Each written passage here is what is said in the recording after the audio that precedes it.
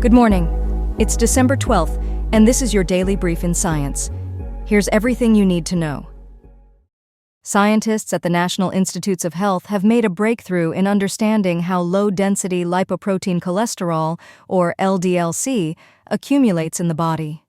This advancement could lead to more personalized treatments for cardiovascular diseases, which are a leading cause of death worldwide. Utilizing advanced cryo-electron microscopy, researchers observed the LDL protein structure during its binding to the LDL receptor, achieving unprecedented resolution and detail. Published in the journal Nature, the study elucidates the critical binding process between LDL and LDLR, essential for clearing LDL from the bloodstream.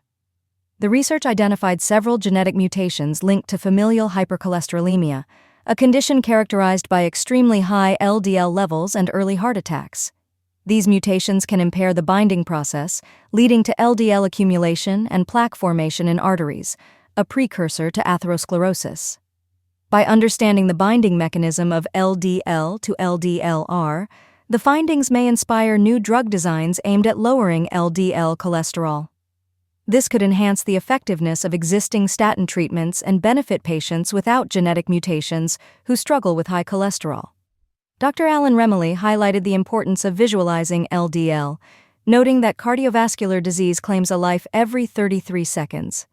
This study not only enhances our understanding of LDL's role in heart disease, but also emphasizes the collaborative effort in advancing cardiovascular disease research, funded by various NIH programs. Researchers also employed AI-based software to model the LDL structure and identify known genetic mutations, which were recognized by the year 2024 Nobel Prize in Chemistry. Prior to this research, the structure of LDL and its interaction with LDLR could not be visualized, hindering the understanding of its role in heart disease. The complete blood count, or CBC, is one of the most commonly performed blood tests worldwide, utilized billions of times each year for diagnosis and health monitoring.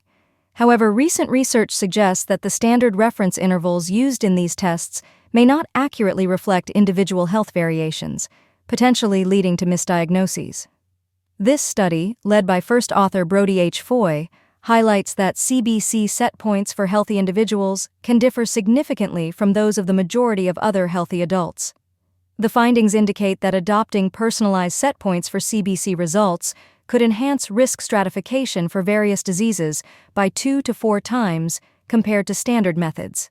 This shift towards personalized CBC set points could enable earlier diagnosis of conditions such as diabetes, heart disease, and kidney failure in individuals who may otherwise appear healthy.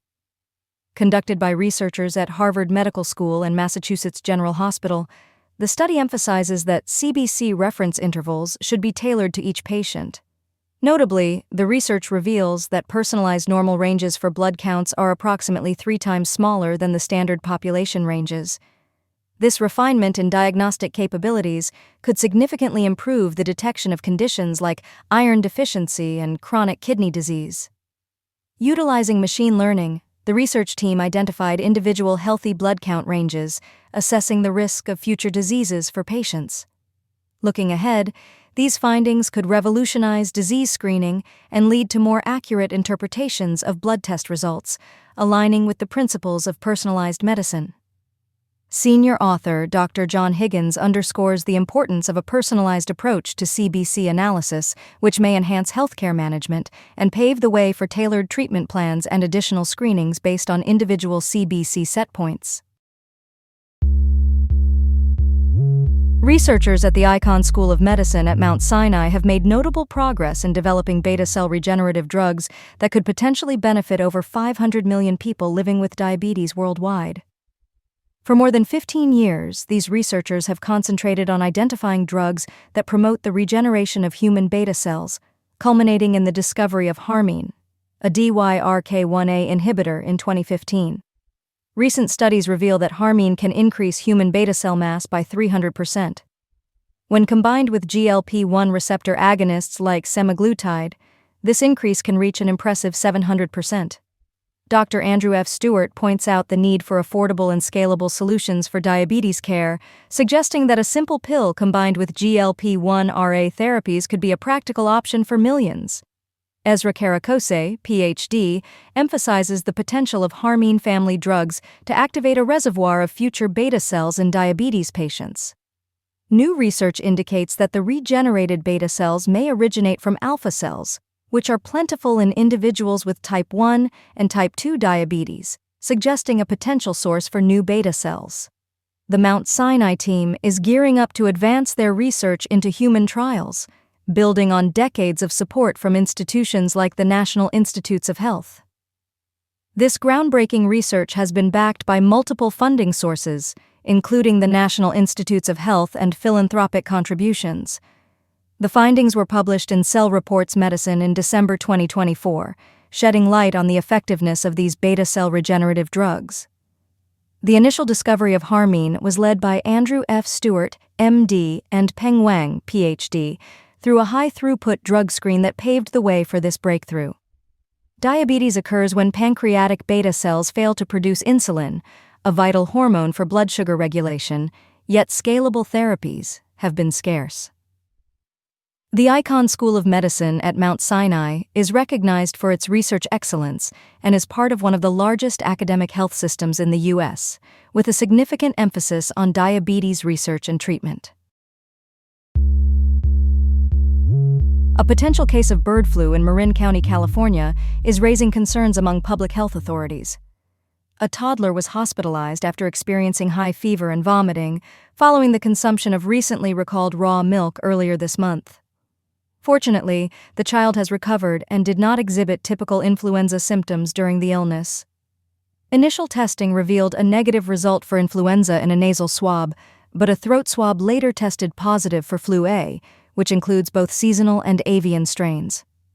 Health officials are currently conducting further tests to ascertain whether the child contracted bird flu or a seasonal strain. While it is still unclear if bird flu can be transmitted through milk, studies indicate that raw milk from infected cows may contain high levels of H5N1, presenting significant health risks. Interestingly, other family members who consumed the same milk did not show any symptoms, likely due to consuming it in smaller amounts mixed with coffee. In light of this situation, the U.S. Department of Agriculture has announced plans to test raw milk samples for bird flu to protect public health. If confirmed, this case would represent the first recorded instance of H5N1 infection through milk consumption in the United States. California is currently experiencing a bird flu outbreak, with 32 confirmed human cases this year, primarily among poultry and dairy farm workers. The World Health Organization has expressed serious concerns regarding the ongoing bird flu outbreak as a public health issue. Healthcare providers have been instructed to test patients for highly pathogenic avian influenza if they display flu-like symptoms after consuming raw milk. Researchers are making significant progress in the development of an mRNA-based therapy that could potentially reverse pre-eclampsia in mice, a serious pregnancy disorder that currently has no cure. Pre-eclampsia affects approximately 3% to 5% of pregnancies, typically diagnosed around the 20th week, and is linked to over 70,000 maternal deaths and 500,000 fetal deaths globally each year.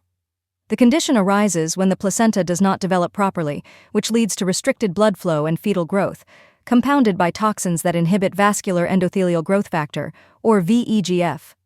The innovative therapy employs liposome nanoparticles to encapsulate mRNA, enabling cells to temporarily produce VEGF protein, similar to the mechanism utilized in COVID-19 mRNA vaccines. This method involves modifying G-protein-coupled receptors, allowing scientists to activate them in response to specific signals without compromising their function. Experts like Dr. Ravi Thadani and Dr. S. Ananth Karamanchi have praised the research, but caution about the need to balance VEGF levels to avoid potential risks of pregnancy loss.